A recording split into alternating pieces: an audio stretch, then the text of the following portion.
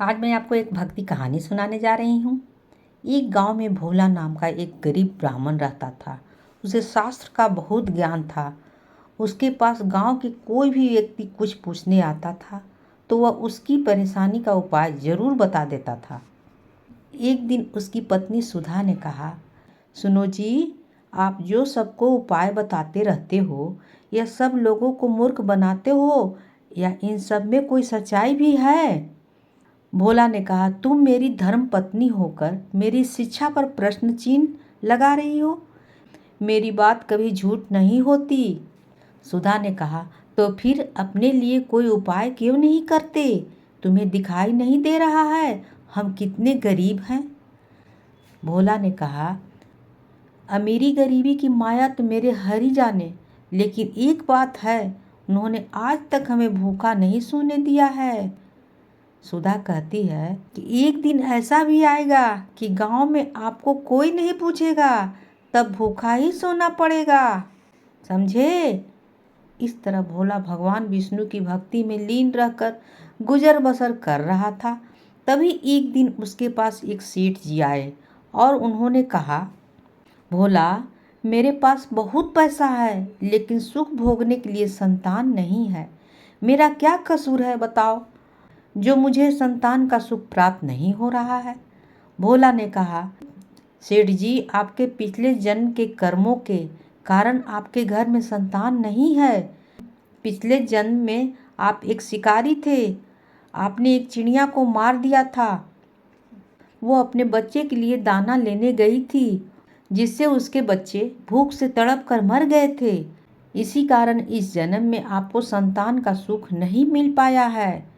सेठ जी बोले, पंडित जी, कोई तो उपाय होगा। भोला बोला, सेठ जी, जब आपके पाप कर्म समाप्त हो जाएंगे तो आपको यह सुख मिल सकता है। इसके लिए इंतजार करना होगा। सेठ जी बोले, मैं आपका घर धन से भर दूंगा, किंतु मेरे घर में संतान होने का कोई तो उपाय बता दीजिए। यह सुनकर भोला को गुस्सा आ गया। उसने कहा, तुम मुझे धन से खरीदना चाहते हो? चले जाओ यहाँ से।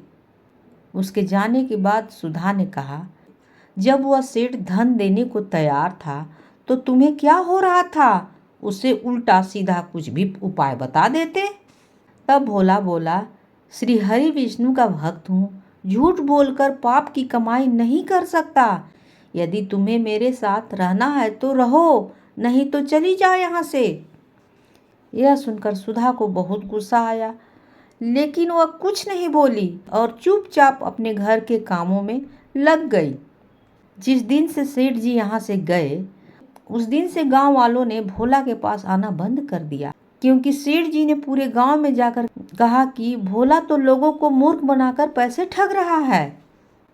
ऐसी बातों को सुनकर गांव वाले भोला का विरोध करने लगे। कुछ समय के बाद भोला और सुधा की भूखे मरने की नौबत आ गई। तब सुधा ने कहा, मैंने तुम्हें कितना समझाया था, लेकिन तुम तो अपने विष्णु जी के चक्कर में पड़े हो। अब जब हम जिंदा ही नहीं रहेंगे तो भगवान जी की पूजा कैसे करेंगे, बताओ तुम ही। कुछ दिन और बीत गए। अब दोनों से उठा बैठा भी नहीं जा रहा था। वे दोनों अपने घर में लेटे हुए थे। सुधा बोली, लगता है मरने का अब समय आ गया है। भोला बोला, मुझे तो लगता है भगवान से मिलने का समय आ गया है। तू भी आखिरी समय में भगवान श्री हरि का ध्यान कर ले। भोला और सुधा दोनों ही हरि भगवान विष्णु का ध्यान करने लगे। उसी समय भगवान श्री हरि विष्णु उन्हें दर्शन देने के लिए प्रकट हो गए। भोला बोला, भगवान, अब तो हमारे अंदर इतनी भी हिम्मत नहीं है कि आपके श्री चरणों को प्रणाम कर सकूं। अब तो आप हमें अपने शरण में ले लीजिए। भगवान विष्णु बोले, तुम मेरे ऐसे भक्त हो जो बिना किसी लालच के मेरी भक्ति कर रहे हो। इस कारण तुम्हें इसी संसार में रहकर धर्म की शिक्षा देनी होगी। तभी भगवान विष्णु की कृपा से भोला और सुधा दोनों पूर्ण रूप से ठीक हो जाते हैं। दोनों को भगवान विष्णु आशीर्वाद देते हैं। विष्णु जी बोले, मेरी कृपा से तुम्हें अन्न धन की कमी नहीं होगी। आज से तुम्हारा मेरी भक्ति करना ही है। ऐसा कहकर भगवान श्री हरि अंतर्ध्यान हो गए। इस कहानी से हमें यह शिक्षा मिलती है कि हमें अपने काम को पूर्ण निष्ठा और ईमानदारी से करनी चाहिए। धन के लालच में पाप कर्म कभी नहीं करनी चाहिए। कहानी होती है समाप्त।